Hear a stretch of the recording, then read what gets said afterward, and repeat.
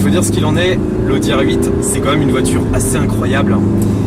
Pour rappel, elle est sortie avant d'un concept de car, et c'était quand même une voiture qui a fait sensation. Elle avait un design complètement dingue, magnifique, super et totalement novateur. Et il a abouti sur une voiture de série qui lui ressemblait vraiment étrangement, qui est devenue l'Audi R8. Donc la version que j'ai là, c'est la version V8 coupée. Donc c'est la version d'entrée de gamme, si je peux me permettre ce terme. Et croyez-moi, elle est déjà assez incroyable. Le V8 de 4 litres 2 est d'une onctuosité, c'est assez magistral et ça change vraiment de la RS3 qu'on a vu avant. C'est une mécanique qui est hyper noble et surtout hyper agréable à conduire.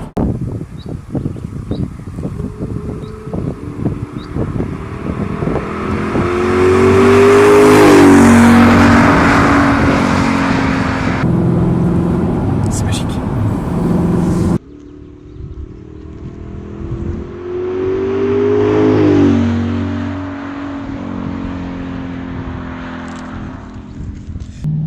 On va faire un petit point mécanique maintenant. Donc c'est une Audi R8 à moteur V8, 4 litres 2, 420 chevaux, 430 Nm de couple à 4500 tours minute. Donc forcément ça marche bien, ça marche même très bien.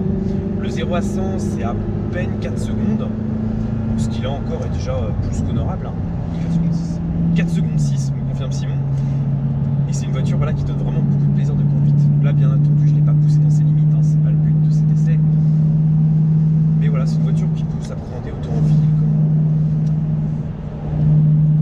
que sur circuit. Donc notons que c'est une transmission intégrale, mais que contrairement à la RS3 qu'on a vu avant, par exemple, c'est pas du Haldex, c'est-à-dire que la voiture reste typée propulsion.